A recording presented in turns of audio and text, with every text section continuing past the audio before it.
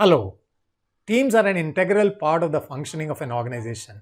There are so many people working in different verticals, handling different roles and responsibilities, and they have to be placed in smaller or larger teams so that ultimately organization's goals are achieved.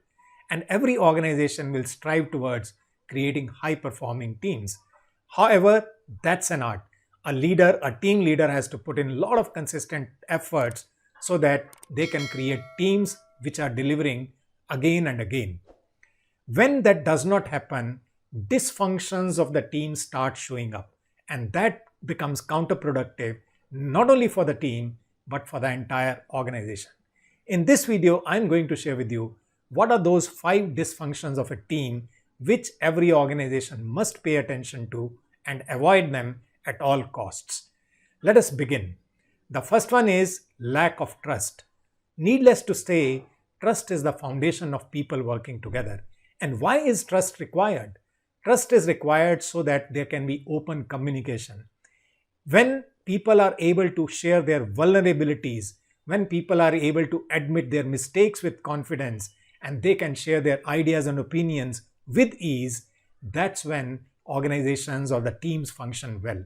There is a concept which is being discussed in the space of leadership and teams, and that is called psychological safety.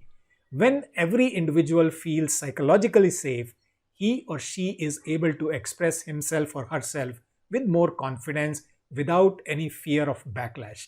That is what helps in creating trust, and that is what helps the organization as a whole.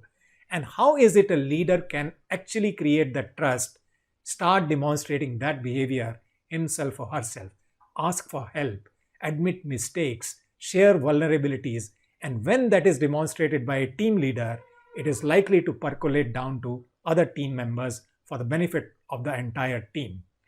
The second one is fear of conflict. Why conflicts are required? When there are conflicts, that's when open discussion. And how does conflict start? Conflict starts when there is a difference of opinion, difference of ideas. And when an organization is able to bring them out open on the table and thrash it out, that's when better quality decisions are taken. But what happens most of the time, when there is a difference of ideas and opinions, people tend to take positions rather than discussing the issues, and that is what becomes counterproductive. So create space where people are ready to face conflicts. And let me say this, when conflicts are avoided, they don't disappear. They are just put under the carpet and they snowball into bigger controversy over a period of time. That is why you need to create a safety net where conflicts can be discussed openly and people do not really shy away from them. The third one is lack of commitment. And why does lack of commitment show up?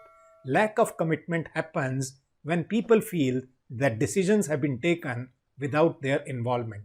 Decisions have been taken without them being heard. That's when lack of commitment comes.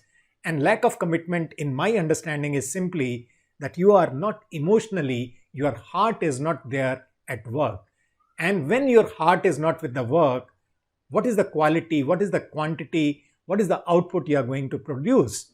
That is why commitment becomes very important, and lack of commitment needs to be avoided by the organization. Create circumstances where people become absolutely committed to whatever they are doing. The next one is avoidance of accountability. When is it anyone needs to be accountable? Whenever he or she does anything wrong, whenever there's a mistake on that person's part, that's when ownership needs to be taken. But in a dysfunctional team, rather than taking ownership, that person starts pointing fingers at others, and it does not help anyone in any way.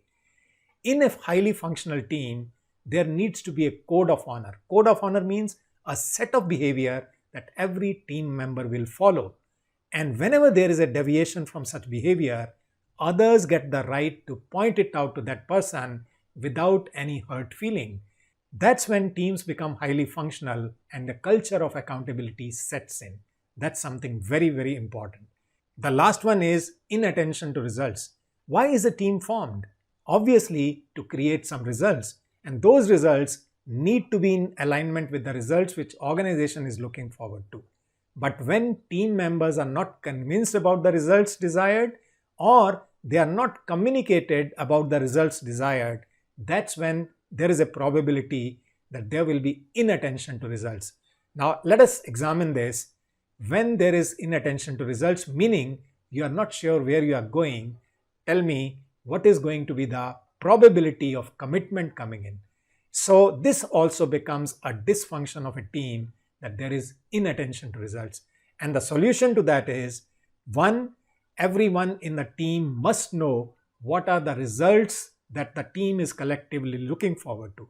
Second, every team member's results must be aligned to the result of the team, and that must be constantly reviewed so that everyone remains on track. And whenever there is a deviation from the path, there is a very quick coming back on the track. So when these 5 dysfunctions that I've shared with you, let me quickly summarize them. First one was lack of trust. Second, fear of conflict. Third one was lack of commitment. Fourth, avoidance of accountability. And the last one, inattention to results.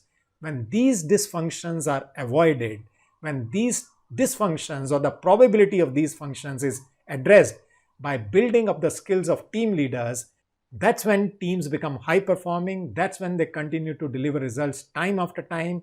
And that's when organization continues to grow. And with the growth of organization, every member in the team, every member in the organization also grows. I wish you that you start creating great teams in your career. I wish you all the best. I'll see you in my next video. Stay safe, stay healthy.